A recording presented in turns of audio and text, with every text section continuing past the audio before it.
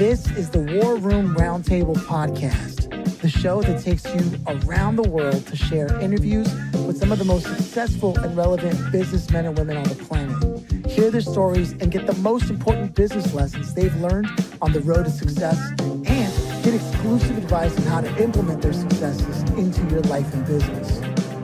The War Room Roundtable is brought to you by your hosts, Jason Miller, CEO of Strategic Advisor Board, and Phillip Lanos, CEO of Own the Rhythm, and former podcast host for Entrepreneur and Inc. magazine.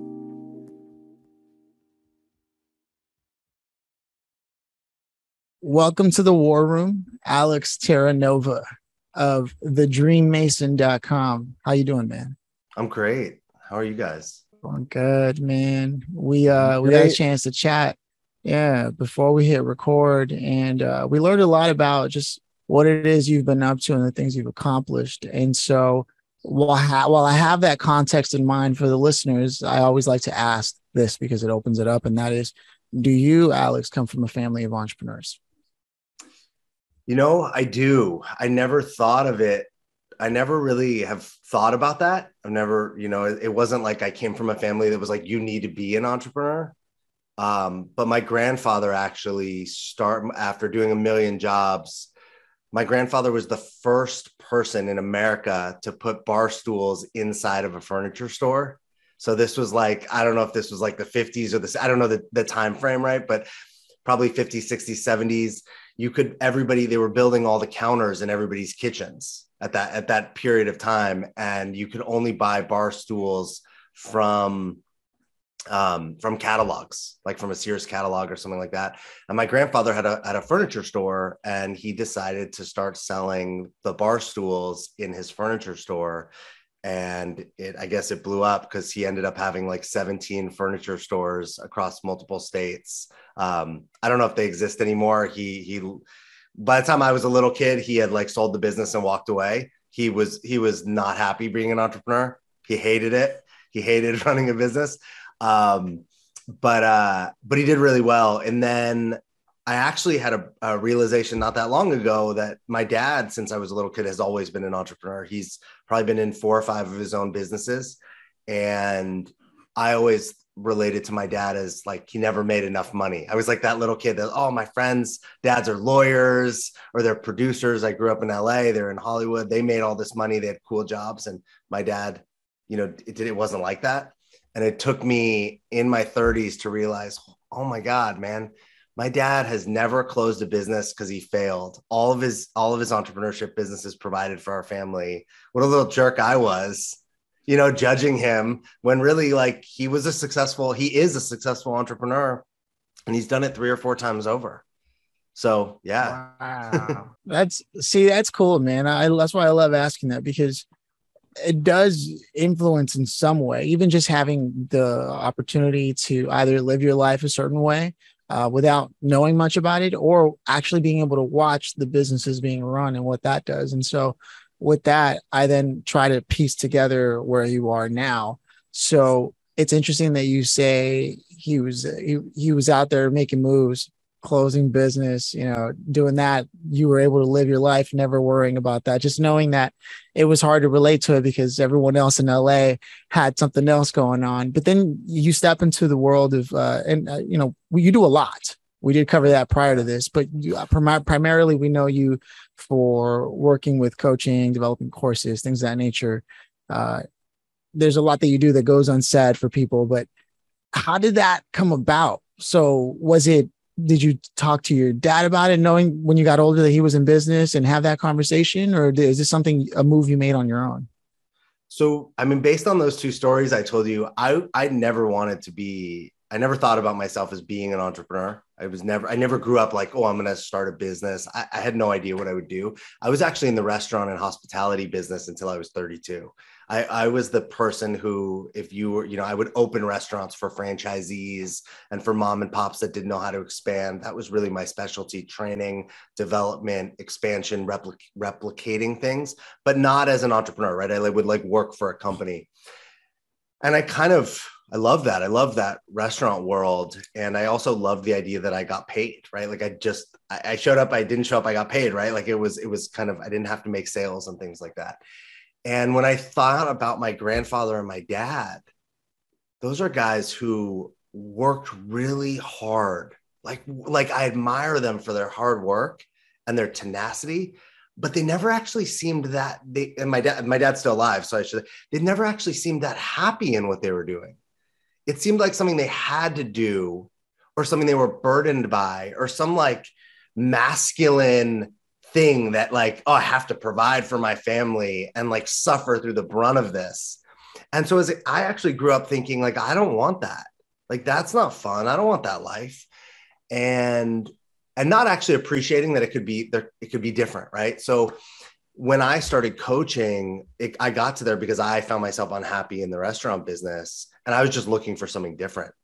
And I had worked with people, I had done, HR, and I found myself looking for transformation for myself and then going, whoa, I think I would be good at this with other people and whatnot. But the biggest transition has come from not having it go like it went for my grandfather and my dad. So that, hey, I'm going to make money, I'm going to be successful, but I'm going to have a good time doing it. And if I'm not having a good time, then I got to transition and do it different. Yeah, that's definitely important. I can imagine Jason has a thing or two he wants to add to that. His whole family, his own businesses too. And it's interesting to hear that perspective because you're right. Some people can't be miserable doing this, but I want to give the floor to Jason and see if you got $1 million or $10 million or 20 and you're unhappy, I don't know if I can cuss on this show, but what a fucking waste of $10 million. Like that was the whole point, right? You were like, I want the money, so I'll like feel a certain way. And then you got it and you're miserable. Like it just seems it's like so counterintuitive. Jason, what's interesting no, you're good. Here's what's interesting is, talking to a lot of people who do have entrepreneurial families and backgrounds. I do too. And it always seems like it's the same story, right? The family struggled, they worked their ass off, they did it to provide all these different things, and it looked miserable, seemed miserable. There's a million dynamics in there because I think like for my dad, he was the same way. He was a dusk till dawn farmer and he just chose to do things the hard way. I think it's a generational thing too. Yeah, it is. He chose to do things the really difficult way because my mom, she ran businesses in town and it seemed so easy, for her. But then for my dad on the farm, I'll just give you an example. Me and my dad were just talking about this a couple of days ago. And, all of our land was flood irrigated. So, it was all row crop and water run down the rows and drain out the end into a ditch and then out to a big main drainage area and then out to the river. So once you'd make these ditches, well, there's big berms on each side. So you got to dig holes through these berms, right? Well, instead of using the front end loader and just roop, roop, roop, nope, we had to do it by hand with a freaking shovel, right? So it'd take half a damn day to do it, And we were just talking about it the other day, and my dad was like, God, I was really stupid.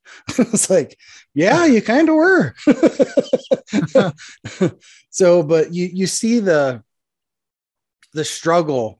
And it was way more about back then that I need to make sure the family's taken care of and the mentality of this. And I need to work even harder and it's not going to create any more money, but by God, I'm going to work harder. Right. And like that mentality didn't carry over in my generation for sure. It just didn't because I knew there was a better way instead of just bam, beating your head up against the wall. So I can very much appreciate that storyline that you have. I think it's common. Yeah. Yeah, I think man. It's funny. You told that story. My dad called me recently to ask me, he was like, can I ask you some advice? And I was pretty blown away. My dad never asked me business advice before. And I know my dad respects me and I know he's proud of me, right? He tells me that, but he never called me to ask me business advice. And he shares with me a problem that he's dealing with. And I said to him, I was like, Dad, I told him basically what I said to you guys, Dad, I respect you because you're probably the hardest working man I've ever met. And I respect that you're able to work so hard, because so many of us are unwilling to do that. And that says something about who you are. And I think you might be in a situation now that you can't win, and that need to like overcome and work hard has you not exit it. It's like you're sitting at a poker table, you've already lost 100 grand, but you won't walk away because you think if you just fight hard enough, you could get it back. And, the odds of getting it back are pretty slim. And he was like, he paused and he was like, I can see that. You're right. He was like, I'm not a quitter. And I could see that mentality, right? Like that it's not the same as Jason, as your dad was necessarily with the shoveling, but that's like, it's almost this old school that like to maybe take a loss or to not have won means you're a quitter or you failed.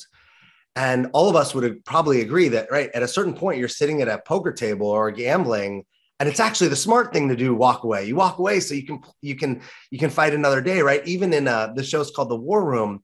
If we were in a war, it doesn't make sense to die on a hill if we could actually retreat, regroup, and come back another day. And I find this with so many of my clients, often in their marriages or in they don't want to like lose they don't want to lose one day or one battle to possibly win in the long game. They're so stuck in like their confirmation bias about how something needs to be or how something needs to go, that they're almost unwilling to like walk away and try to see it from a new perspective and approach things differently. And I think that's it feels like an older school mentality. Yeah, man. The sunken cost fallacy, right? I'm already invested. Like, what am I going to do? Yeah, you're right. 100%. That is something relatively common. And if we follow the thread of your journey, so you decided to step into this, and to your own surprise, it sounded like you were actually really good at helping people solve their problems by listening to them and giving them guidance and having this feedback loop between you and your clients. Where have you ended up, and do you have any goals particularly that you've set your sights on now that you know this is a path you're taking? Yeah, when you said, I like to say, because I think coaching is an industry that people are like flocking to and jumping into because they think like it's easy money. They see it online. I now am in like the top 2% of revenue coaches in the world based on income generated. But my first 3 years as a coach, I was not successful. I mean, like I had clients, but I would like give coaching away. I was just trying to like get in reps, right? Just practice, get my skills worked on. And I did not make my first year as a coach. I was living in New York City and I made less than 20K, right? You can't live in New York City and make less than 20K and not go into some debt, right? And every year since it's multiplied, multiple times every year. But the first 3, there was a lot when I went from restaurant industry making, guaranteed money to nothing. It was a struggle and it was hard. And I had to grow as a human being. I had to grow as an entrepreneur. I had to grow in sales. I had to grow maturity. I had to grow in a lot of ways to get to where I am now, almost 7-8 years later. And I was talking to my girlfriend about this. I've accomplished all the things I wanted to accomplish when I started. I said I wanted to make 6 figures. Well, I did that, in the journey, after, like, I don't know, somewhere after year 3. But I've done it ever since. It's regardless of the economy or what's going on, it's continued to grow. I said I wanted to write a book. I wrote my first book probably 3-4 years ago, been published again. I have a new book about to come out.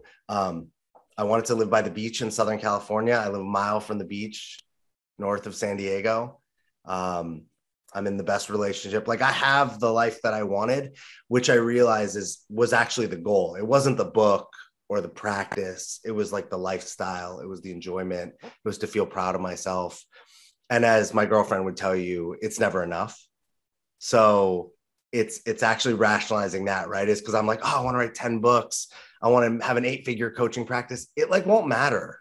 So I think my goals now are to, how do I help more people, and how do I continue to grow, but make sure that I like love my life at the same time, so I can actually be that for my clients, because so many people that come work for me are guys like us who have said, hey, I want to make this much money. I want to build this size business. I want to get married. I want to have kids. I want to drive this kind of car. I want to live in this kind of house. And then they get all those things and they're not happy. They're unsatisfied, or there's always another thing. There's always another level. And I think, again, to that point earlier that I made about like, if you have it all and you're not happy, what's the point? How do I, my thing, how do I help people to find the enjoyment and the fulfillment, especially men, so that they can love the life they're living and create the things they want to create at the same time? So they're not like my dad and my grandfather. They get to actually enjoy these things that they've built. Man, such a genuine integrity-based purpose to the way you do coaching. A lot of times, like I tried coaching one time because everyone always came to me for advice anyway. So then when I tried to make it official, I was like, I'm going to take on 6 people on social media and see what I can do for them for free for like 3 months. Within the first 4 calls of each of those people, I realized how hard it is because people refuse to change. I'll tell them, so what are you working on? What are you trying to do now? And they're like, I don't know, you tell me. I'm like, what? What? You know, there's like a lot of resistance, and it wasn't what I thought it was going to be. And I thought to myself, well, I really like doing this for my friends. I don't know if I like doing this as a profession. And instead of giving it a further shot, I went back to whatever I was doing, which ended up being podcasting.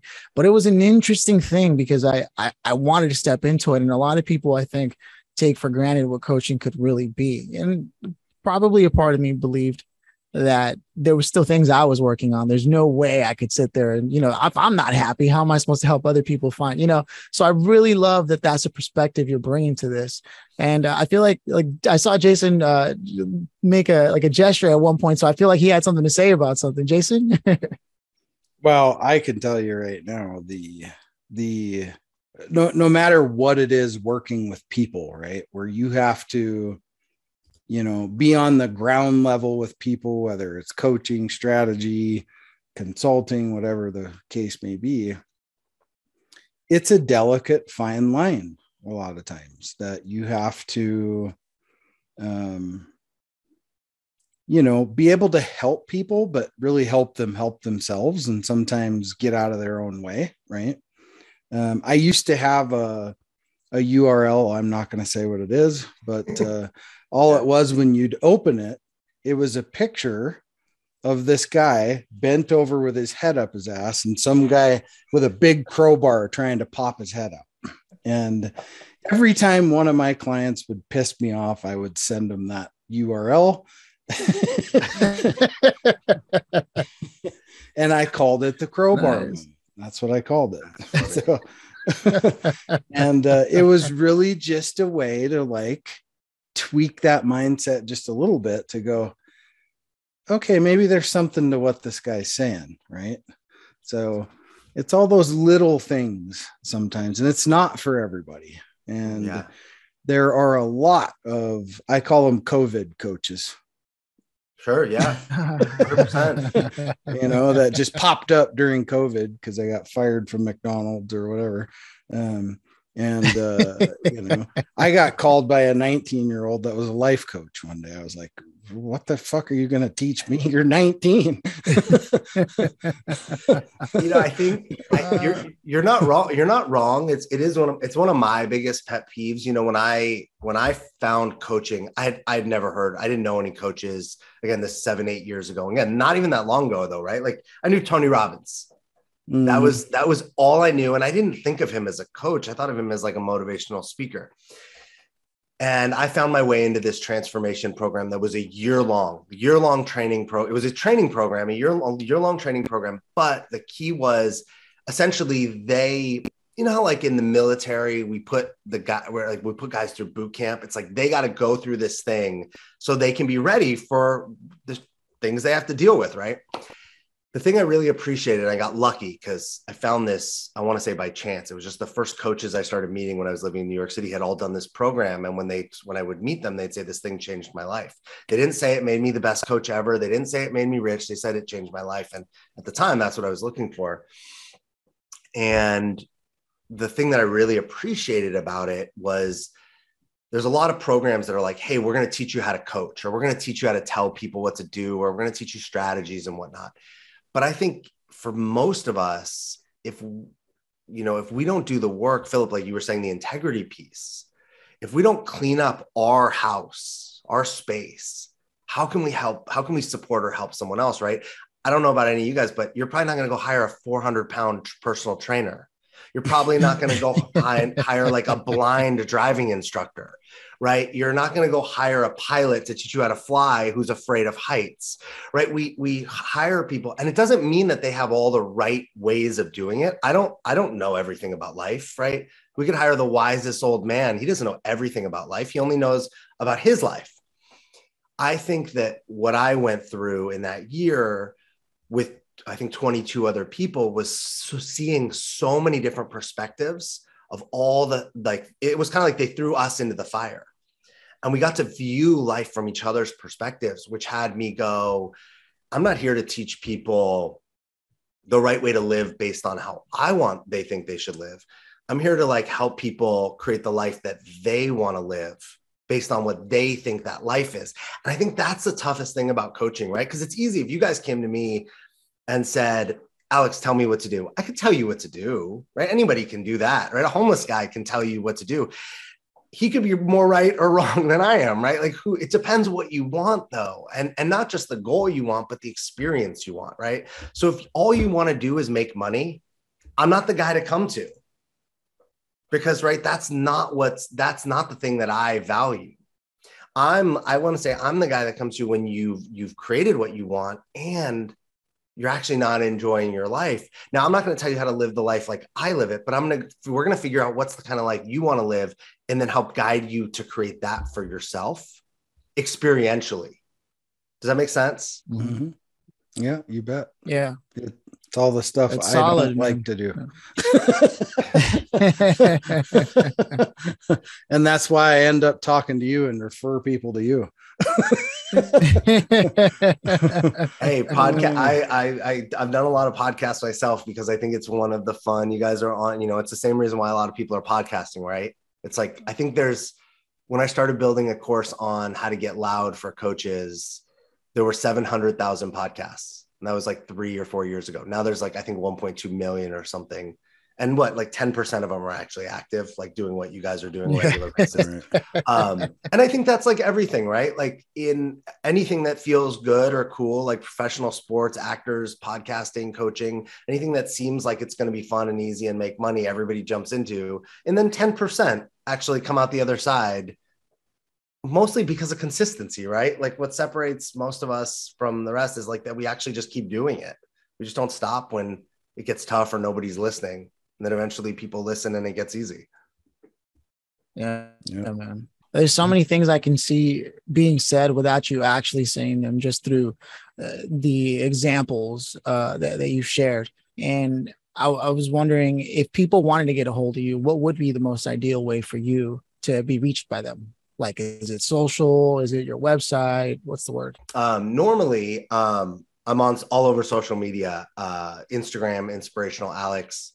I am so over social media right now that I'm like deleted it all off my phone, because I was like, I just can't stand to watch everybody fight with each other, like like, you know what I mean? Like we're like fighting with each other all the time, and it's not giving any of us any progress. But normally I'm all over social media, Inspirational Alex on Instagram. But right now, my website, thedreammason.com, if you're curious about my books, my podcasting, coaching, and you go to thedreammason.com, you can have access to me and whatnot right through there. Respectfully, man. Yeah, I love that. I get it. I've done that before too, just like staying off of things, because you can be inundated because you care. When you start to care so much about the people that you're connected to, that you're following, because I imagine as everything else you've done is integrity based, you do things with intent. what happens is when you start seeing all that, because you empathize on such a large degree, especially you're a practical empathizer in the sense that you literally do this for a living, empathizing with people, hoping to understand what they do. Much like Jason and I with podcasting, it takes a large degree of empathy to be able to have these conversations in a genuine way. I can understand how that comes about. And man, I think it's healthy that you share that you're like, yeah, and sometimes I delete the apps. Like, how's that for a tip? Just delete it. Stop using it. We live in such a world that is so like black and white about everything. And I don't mean racially, right? Black or white. I mean, it's like, yes, or we agree or disagree with everything. There's no space. And if you think about like any of us, it doesn't, right? If I just came on here and disagreed with everything you guys said, it's like the conversation just goes right into the ground and ends. And if I agree with everything you guys say, we kind of just skyrocket into the air and we don't actually get any depth of anything because there's no conversation, there's no challenge, there's no gray. And I think social media, unfortunately, as a platform that's supposed to connect us, what it's done is it's really just help us find who we more agree with and who we more disagree with and latch us into those groups, right? We're humans. We love to like put things in categories, which is just like kind of our default. And man, I actually got COVID and I was sitting at home, not going out, and was spending a lot of time staring at social media. And I was just like, man, I just can't with everybody just picking, like we're picking factions, and it's just depressing. It's so depressing. Yeah. And again, to your point, it's like people your friends, your family, your colleagues, and very few are like, hey, how could we actually understand each other? How can we like try to figure it out so everyone can win? It's kind of like everyone wants to win and no one really cares how that impacts everyone else. I got a good one. Jason, if you'll please indulge this story about the pig farmers and social media and I got pig farmers. Yeah. And how that really affected the course of how I approach social media. You want to hear it? The story? I'll make it quick. With an intro like that. There you go. So my wife has two uncles, and they're either her uncles or her mom's side. I don't know what. Anyway, two pig farmers, right? And they drank like fishes constantly, right? They would just hammer alcohol for 6 months out of the year, and they'd come in. Neither of them were married, no kids, nothing, right? And they'd come in after being out with the pigs, and they'd get in bed, and there'd be shit in the bed from pig shit everywhere, drunk as hell, house was horrible, all this stuff, right? But then after 6 months, they would completely clean up for the next 6 months, no alcohol. And they led this, perfect life of at the dining room table. And then after that 6 months, right back at it again. Right. So I thought about that. This was years ago. And I got to thinking about that. And that led me to what I call a digital detox. And I do a digital detox once a year for an entire month. Just do a complete detox of anything that's online, and for the most part, kind of unplug. And I'll tell you what that does for the psychology of yourself is pretty amazing. No news, nothing. Just forget the world even exists. And you go to the park with your kids, you go on a little vacation, and you just wipe the world out. And once you do that and you come back into it again, you have a whole different perspective. And it really teaches you how to manage through all that, right? In a very effective way. So thanks for letting me and share that little crazy ass little story of why I digitally detox. But I think it's important that people do that. Yeah, I would agree. Hell, I'm going to start telling people. Even it's for a week. Something, right? So pig farmers. There's just something about that visual, and then turn into digital detox. So you're like, wait, what? That's a solid story, man. Even I've never heard that one.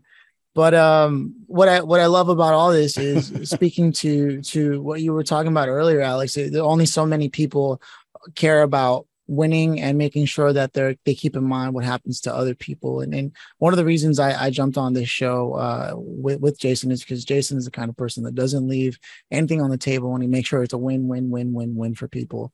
And those kind of people are hard to find. And I find that most of the people that we've been interviewing on this show share that sentiment in their actual life.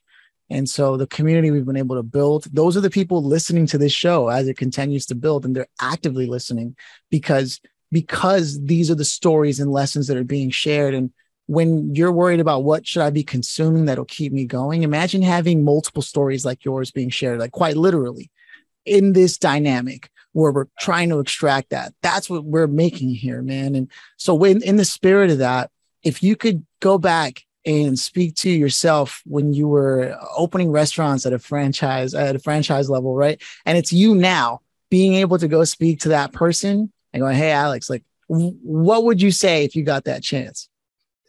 I mean, I was an asshole back then. I joke now, I'm an asshole in recovery, and like, you never get out of recovery, but you're always just trying to, keep that asshole at bay. I mean, that guy wouldn't have listened. So, right. That like, it almost, I think now, like that guy was not available for, he was righteous and not available for it. But let's just say I caught him in a moment where he was open.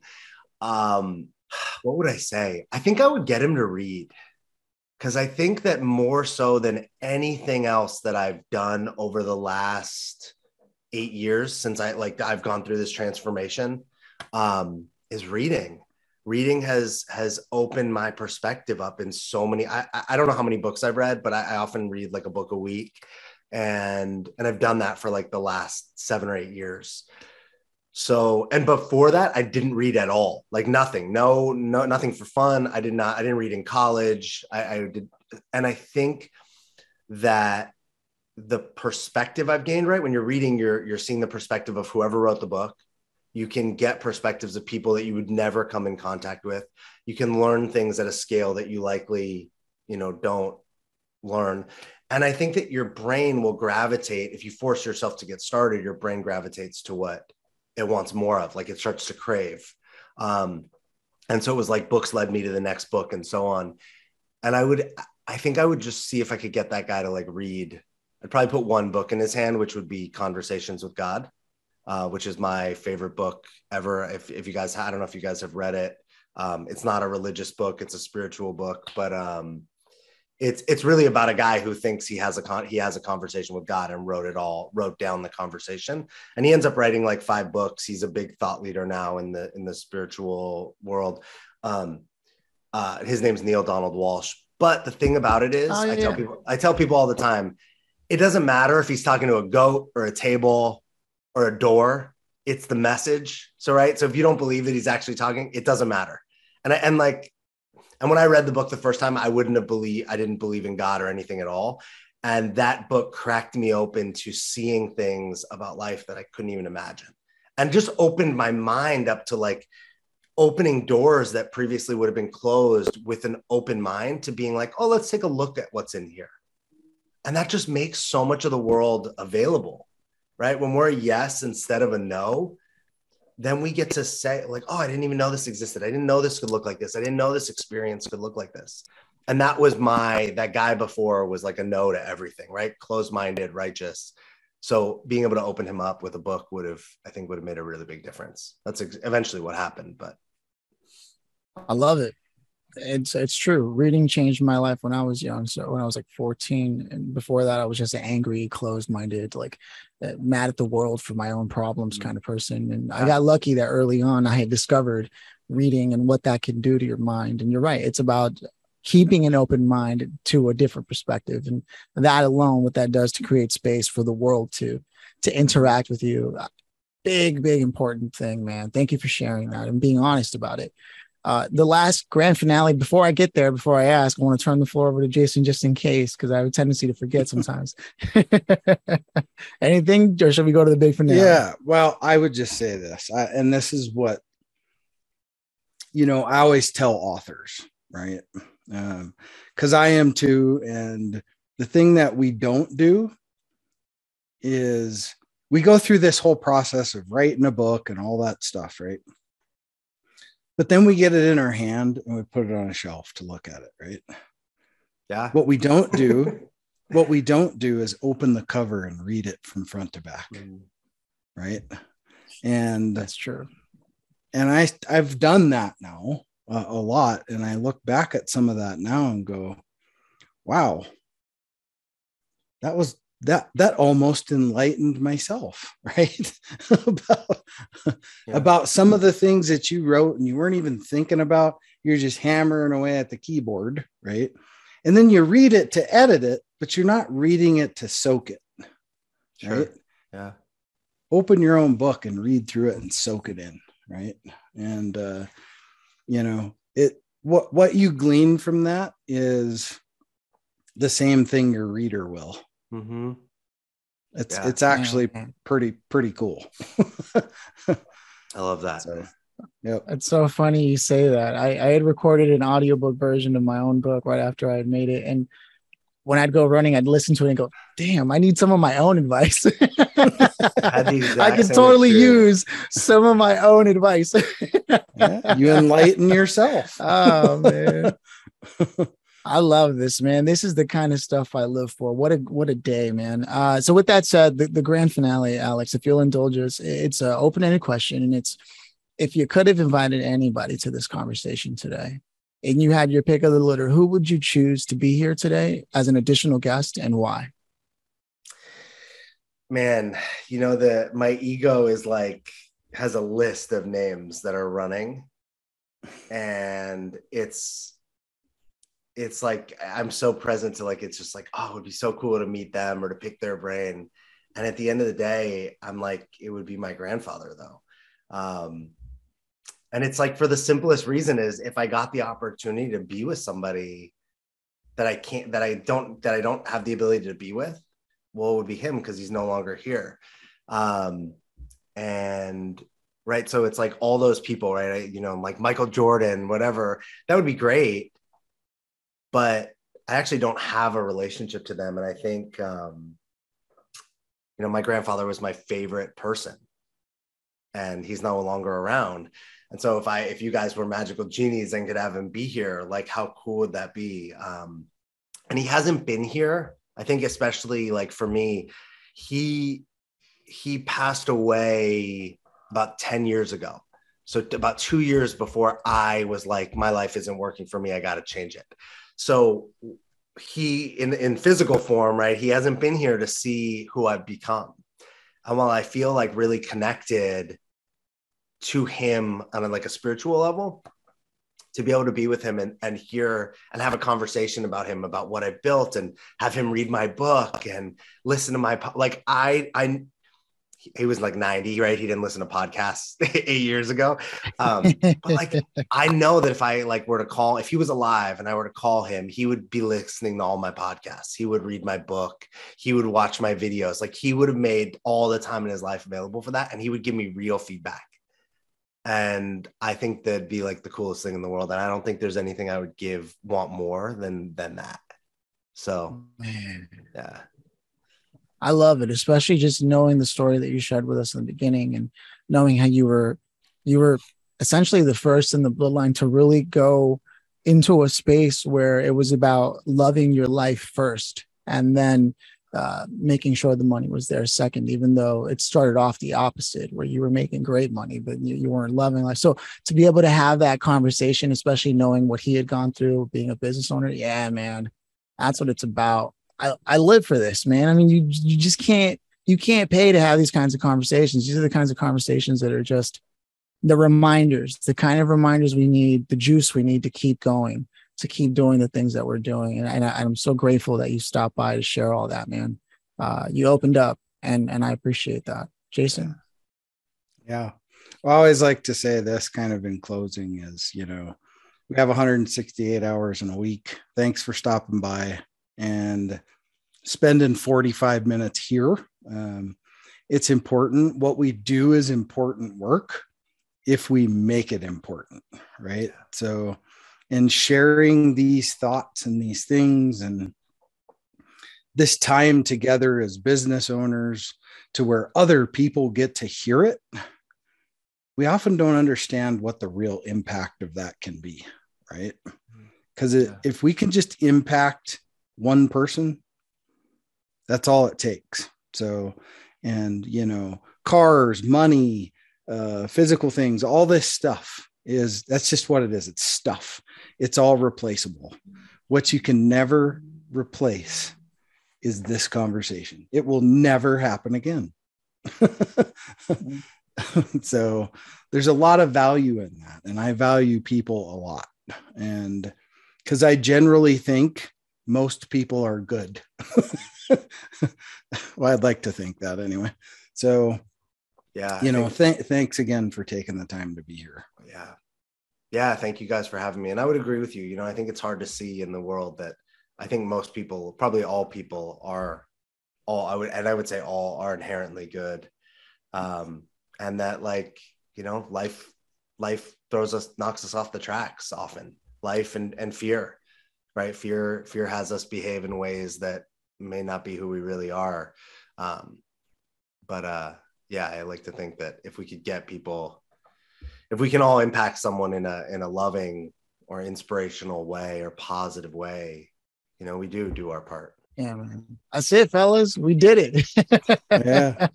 Thanks for being here, brother. Appreciate you being on the show.